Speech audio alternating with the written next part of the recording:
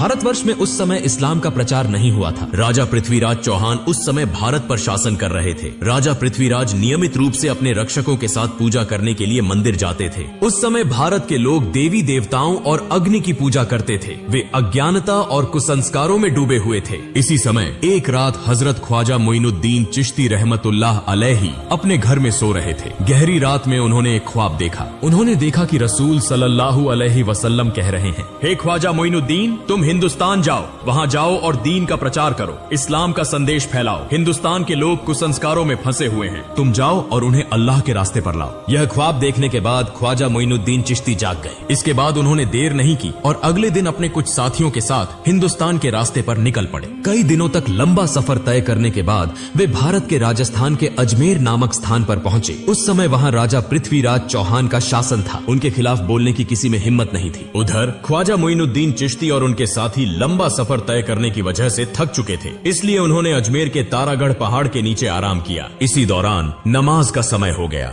ख्वाजा मोइनुद्दीन चिश्ती ने अपने साथियों से कहा, तुम पानी की तलाश करो क्योंकि वुजू करना जरूरी है, नमाज का समय हो गया है। तब उनके दो साथी एक लोटा लेकर पानी की तलाश में निकले। कुछ दूरी पर जाकर उन्होंने एक विशाल झील देखी जो आज के समय में आना सागर के नाम से जानी जाती है। वे आना सागर के पास पहुंचे और देखा कि राजा की सेना ने आना सागर को चारों ओर से घेर रखा है। उन्हें देखते ही सैनिकों ने पूछा, तुम लोग कौन हो? इससे पहले तुम्हें यहाँ कभी नहीं देखा, यहाँ क्या चाहिए? साथी दोनों ने कहा, हम ख्वाजा मोइनुद्दीन चिश्ती के शिष्य हैं, हम यहाँ वुजू करने के लिए थोड़ा पानी लेने आए हैं। यह सुनकर वहां मौजूद सारी सेना जोर जोर से हंसने लगी और कहने लगी, क्या तुमने राजा पृथ्वीराज का नाम नहीं सुना? उनके आदेश का उल्लंघन करने पर कठोर सजा मिलती है। इस झील से कोई और पानी नहीं ले सकता। पानी को हाथ लगाना भी मना है क्योंकि इससे पानी अपवित्र हो जाएगा। यह कहकर उन्होंने उन दोनों को भगा दिया। दुखी मन से वे दोनों ख्वाजा मोइनुद्दीन चिश्ती के पास लौट आए। तब ख्वाजा मोइनुद्दीन चिश्ती ने पूछा, तुम्हारे साथ क्या हुआ? क्या तुम्हें पानी नहीं मिला? उन दोनों ने कहा, हुजूर, पानी तो मिला लेकिन हमें पानी नहीं दिया गया। उन्होंने हमें भगा दिया और कहा कि राजा पृथ्वीराज ने किसी को भी इस पानी को लेने की अनुमति नहीं दी है। उनके आदेश का उल्लंघन करने पर कठोर सजा दी जाएगी। उनकी सारी बातें सुनकर ख्वाजा मोइनुद्दीन चिश्ती ने अल्लाह के दरबार में दुआ की और फिर उनसे कहा, तुम लोग आना सागर के पास जाओ और कहो कि ख्वाजा मोइनुद्दीन चिश्ती ने हमें भेजा है। इसके बाद वे दोनों साथी फिर से वुजू का पानी लाने के लिए निकल पड़े। जब वे आना सागर के पास पहुंचे तो सेना ने उन्हें रोककर पूछा, तुम लोग फिर क्यों आए हो? उन्होंने कहा, हम वुजू का पानी लेने आए हैं। सेना ने कहा, हमने कहा था कि पानी नहीं दिया जाएगा। अगर राजा पृथ्वीराज चौहान को पता चला तो तुम्हारी जान तक जा सकती है। हम किसी भी हालत में पानी नहीं देंगे। तब उन्होंने कहा, हम तुमसे पानी नहीं मांगेंगे, हम आना सागर से पानी लेने आए हैं। यह सुनकर वहाँ मौजूद सारी सेना जोर जोर से हंसने लगी। उस समय उन्होंने अल्लाह के दरबार में दुआ की और अपने हाथ में पकड़ी लोटे को आगे बढ़ाकर कहा, हे आना सागर, हम ख्वाजा मोइनुद्दीन चिश्ती रहमतुल्लाह अलैहि के शिष्य हैं। ख्वाजा मोइनुद्दीन चिश्ती ने हमें यहाँ भेजा है। अल्लाह के हुक्म से इस लोटे में आ जाओ। यह कहते ही एक पल में आना सागर का सारा पानी लोटे में समा गया। इतना अद्भुत और चमत्कारी दृश्य देखकर वहाँ मौजूद सारी सेना हैरान रह गई। तुरंत ही उन्होंने कलमा पढ़ा और इस्लाम स्वीकार कर लिया। लेकिन वहाँ कुछ कट्टर हिंदुत्ववादी भी थे। उन्हें लगा कि यह कोई जादू का प्रभाव है, इसलिए वे यह खबर देने के लिए राजा पृथ्वीराज चौहान के दरबार में भागे। राजा पृथ्वीराज ने जब उन्हें देखा तो पूछा, क्या हुआ? तुम्हारे चेहरे पर इतना डर क्यों है? तब उन्होंने कहा, राजा साहब, बड़ी विपत्ति आ गई है। राजा पृथ्वीराज ने पूछा, क्या हुआ? उन्होंने कहा, राजा साहब, न जाने कहां से एक बड़ा जादूगर यहाँ आया है। देखने में वह फकीर लगता है, लेकिन उसने अपने जादू से पूरे आना सागर का पानी एक लोटे में खींच लिया। यह सुनकर राजा पृथ्वीराज को ऐसा लगा जैसे उनके सिर पर आसमान टूट पड़ा हो। उन्होंने अपने जीवन में कई जादूगर देखे थे, लेकिन ऐसा जादू उन्होंने कभी नहीं सुना था। उन्होंने इसे अपनी आंखों से देखने के लिए तुरंत अपनी सेना के साथ आना सागर की ओर प्रस्थान किया। जब वे आना सागर के पास पहुंचे तो देखा कि आना सागर में पानी की एक बूंद भी नहीं थी। उधर अजमेर के लोग बड़ी संख्या में ख्वाजा मोइनुद्दीन चिश्ती रहमतुल्लाह अलैहि को देखने के लिए वहां पहुंच रहे थे। ख्वाजा मोइनुद्दीन चिश्ती और उनके साथी नमाज पढ़ने के बाद वहां बैठे थे। तभी राजा पृथ्वीराज वहां पहुंच गए। उन्होंने देखा कि कई हिंदू पहले ही इस्लाम स्वीकार कर चुके हैं। यह देखकर राजा को भीतर ही भीतर बहुत गुस्सा आया। राजा पृथ्वीराज एक बहुत चालाक और कट्टर हिंदुत्ववादी था। उसने पूछा, तुम कौन हो और यहाँ कहाँ से आए हो? मैं अल्लाह के हुक्म और रसूल सल्लल्लाहु अलैहि वसल्लम के निर्देश पर यहाँ आया हूँ। राजा पृथ्वीराज ने कहा, तुमने अपने जादू से इस पानी को क्यों सुखा दिया? तब ख्वाजा मोइनुद्दीन चिश्ती ने कहा, मैं कोई जादूगर नहीं हूँ, मैं अल्लाह का बंदा हूँ। मैं अल्लाह का हुक्म पूरा करने के लिए यहाँ पानी लेने गया था, लेकिन पानी न देने के कारण अल्लाह ने इसे सूखा दिया। यह सुनकर वहाँ मौजूद सभी लोग आश्चर्यचकित हो गए और ख्वाजा मोइनुद्दीन चिश्ती रहमतुल्लाह अलैहि की ओर एकटक देखते रह गए। राजा पृथ्वीराज चौहान बहुत चालाक और मक्कार था। उसने समझ लिया कि यह कोई साधारण व्यक्ति नहीं है, इसलिए वह नकली आंसू बहाते हुए और झुककर कहने लगा, हमें सबके कष्ट सहने में कोई परेशानी नहीं है, लेकिन मासूम बच्चों और निर्दोष लोगों का ख्याल करके कृपया पानी को उसकी जगह वापस लौटा दें। यह मेरी आपसे विनती है। यह सुनकर ख्वाजा मोइनुद्दीन चिश्ती ने अपने 2 साथियों को आदेश दिया कि वे लौटा लेकर आना सागर के पास जाएं। दोनों साथी लौटा लेकर आना सागर के पास पहुंचे और जैसे ही उन्होंने लौटा आना सागर में रखा, सागर फिर से पानी से भर गया। यह सब देखकर वहां मौजूद लोग हैरान रह गए। उन्होंने पूछा, आप किस देवता की पूजा करते हैं? ख्वाजा मोइनुद्दीन चिश्ती ने कहा, मैं अपने रब एकमात्र अल्लाह की इबादत करता हूँ। वहाँ मौजूद सभी लोगों ने कहा, हम भी आज से उसी एक अल्लाह की इबादत करना चाहते हैं। उस जगह के सभी लोगों ने एक एक करके इस्लाम स्वीकार कर लिया, लेकिन राजा पृथ्वीराज चौहान इसे सहन नहीं कर सका। वह बहुत गुस्से में राज दरबार लौट गया। अगले दिन पृथ्वीराज ने राज दरबार में एक आपातकालीन बैठक बुलाई। पृथ्वीराज ने कहा, किसी भी तरह इस फकीर को यहाँ से हटाना होगा, उसे खत्म करना होगा। अगर तुम्हारे पास कोई सुझाव है तो जल्दी बताओ। तब एक मंत्री ने कहा, राजा साहब, यह फकीर कोई साधारण व्यक्ति नहीं है, वह एक महान जादूगर है। अपने जादू के प्रभाव से वह सभी को एक एक करके इस्लाम में ला रहा है। एक दिन ऐसा आएगा जब भारत में हिंदू धर्म को मानने वाला कोई नहीं बचेगा। उससे निपटने के लिए हमें एक महान जादूगर की जरूरत होगी। तब वहाँ मौजूद एक सैनिक ने कहा, राजा साहब, हमारे देश में इससे भी बड़ा एक जादूगर है। पृथ्वीराज ने पूछा, उसका नाम क्या है? सैनिक ने कहा, उसका नाम है जयपाल जादूगर। पृथ्वीराज ने कहा, जाओ उसे हमारे दरबार में लेकर आओ। इसके बाद कुछ सैनिक जयपाल जादूगर से मिलने के लिए रवाना हो गए। कुछ समय बाद वे जयपाल जादूगर के घर पहुंचे और देखा कि जयपाल हवा में तैरते हुए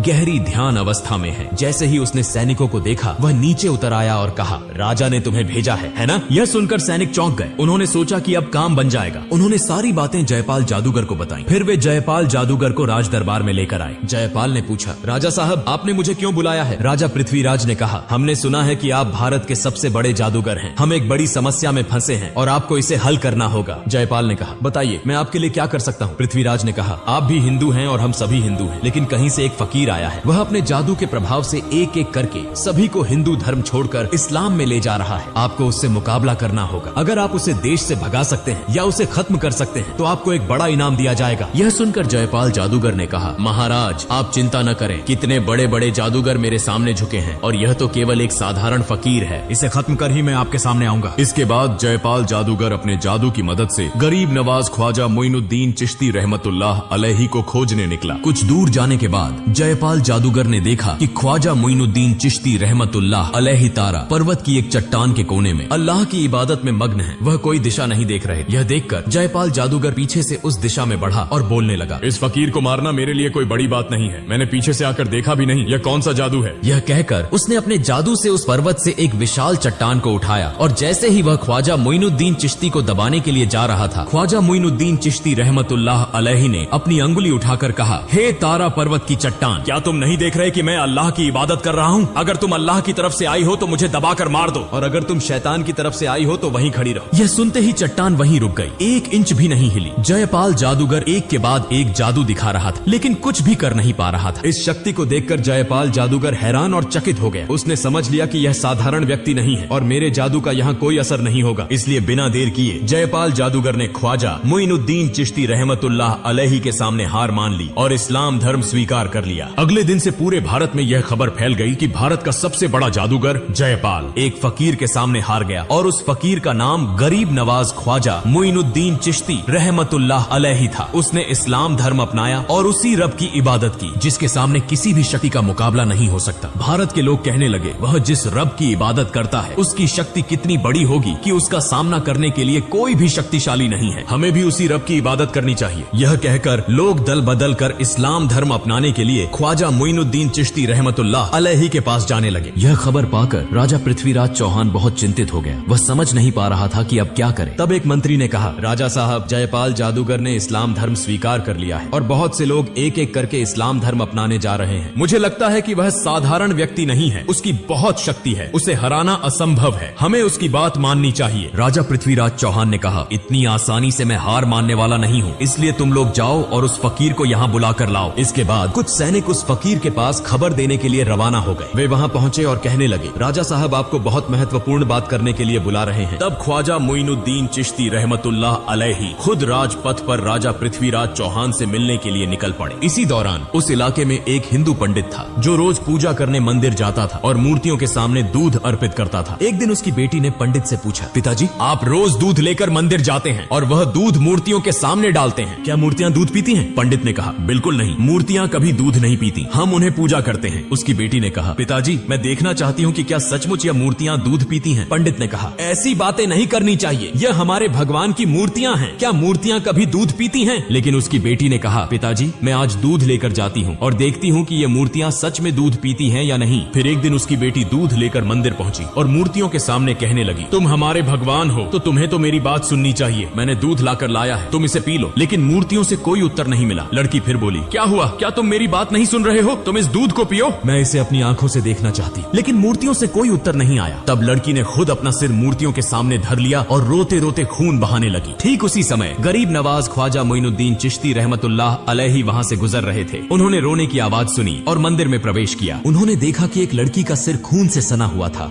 और वह जोर जोर से रो रही थी। तब ख्वाजा मोइनुद्दीन चिश्ती रहमतुल्लाह अलैहि ने उसे पूछा, बेटी तुम्हें क्या हुआ? लड़की ने कहा, देखिए बाबा, मैं दूध लेकर आई थी इस मूर्ति को खिलाने के लिए, लेकिन वह मेरी बात नहीं सुन रही है। तब ख्वाजा मोइनुद्दीन चिश्ती रहमतुल्लाह अलैहि ने कहा, माँ, मूर्ति कभी बात नहीं कर सकती और न ही खा सकती है। फिर लड़की ने फिर से अपना सिर झुका दिया और खून बहाने लगी। लड़की की इस भक्ति को देखकर ख्वाजा मोइनुद्दीन चिश्ती रहमतुल्लाह अलैहि हैरान हो गए। उन्होंने मूर्ति के सामने जाकर मूर्ति के कान पकड़ते हुए कहा, मैं ख्वाजा मोइनुद्दीन चिश्ती कह रहा हूँ, क्या तुम सुन नहीं रहे हो? इस निष्पाप लड़की को तुम क्यों रुला रहे हो? यह दूध पी लो। यह कहते ही मूर्ति ने दूध पीना शुरू कर दिया। यह देखकर लड़की बहुत खुश हुई और आनंदित होकर वहाँ से चली आई। जब लड़की गाँव में पहुँची तो बहुत से लोग यह कहने लगे, यह लड़की शायद कोई गलत काम करके आई है। सब लोग उसे बदनाम कर रहे थे। अब हमारा क्या होगा? वहाँ लड़की के पिता भी उपस्थित थे। सब लोग कहने लगे, क्या हुआ? तुम्हारी यह हालत क्यों हुई? लड़की ने कहा, पिताजी मैं मूर्ति को दूध पिलाकर आई हूँ। यह सुनकर सभी लोग हैरान हो गए और कहने लगे, यह लड़की झूठ बोल रही है। मूर्तियाँ कभी दूध नहीं पीती। वह अपनी गलतियों को छिपाने के लिए हमसे धोखा दे रही है। लड़की ने फिर से आंसुओं के साथ विनम्रता से कहा, मैं बहुत बार कहने के बाद भी जब मूर्ति ने दूध नहीं पिया तो मैंने अपना सिर झुका दिया और खून बहाना शुरू कर दिया। ठीक उसी समय एक फकीर बाबा वहाँ आए। मूर्ति के कान पकड़कर कहा, दूध पियो। और तुरंत ही उस फकीर बाबा के कहने पर मूर्ति ने दूध पीना शुरू कर दिया। यह देखकर वहाँ मौजूद सभी लोग चकित हो गए और कहने लगे, वह फकीर बाबा कौन थे? लड़की ने कहा, मैं उस फकीर बाबा को नहीं जानती, लेकिन लगता है वह कहीं आसपास होंगे। सभी लोग ख्वाजा मोइनुद्दीन चिश्ती रहमतुल्लाह अलैहि से मिलने के लिए निकल पड़े। इस बीच ख्वाजा मोइनुद्दीन चिश्ती रहमतुल्लाह अलैहि पृथ्वीराज के दरबार में पहुंच गए। पृथ्वीराज ने कहा, हे फकीर बाबा, आप क्या चाहते हैं? ख्वाजा मोइनुद्दीन चिश्ती रहमतुल्लाह अलैहि ने कहा, मैं भारत के लोगों को अंधकार से दूर करके कुरान की रोशनी से रोशन करना चाहता हूँ। मैं चाहता हूँ कि सब लोग तौबा करके अल्लाह के रास्ते पर लौट आएं, जो इस दुनिया के मालिक हैं, जो आखिरत के मालिक हैं, जो बोलते ही एक पल में सब कुछ कर देते हैं। हमारे सभी रोजी रोटी के मालिक हैं। जन्म और मृत्यु सब कुछ उनकी ताकत में है। मैं उसी महान अल्लाह ताला की इबादत करना चाहता हूँ। मैं किसी का नुकसान नहीं चाहता। जब वह ये बातें कह रहे थे तभी एक इस्लाम विरोधी व्यक्ति अपनी आध्यात्मिक शक्ति की परीक्षा लेने आया और कहा, अगर आप सचमुच आध्यात्मिक रूप से शक्तिशाली हैं तो पानी से आग बनाकर दिखाइए। ख्वाजा मोइनुद्दीन चिश्ती रहमतुल्लाह अलैहि ने अल्लाह का नाम लेकर पानी पर फूंक मारी और उसी पानी से आग निकलने लगी। यह अद्भुत चमत्कार देखकर वह व्यक्ति ख्वाजा मोइनुद्दीन चिश्ती रहमतुल्लाह अलैहि से इस्लाम धर्म स्वीकार कर लेता है।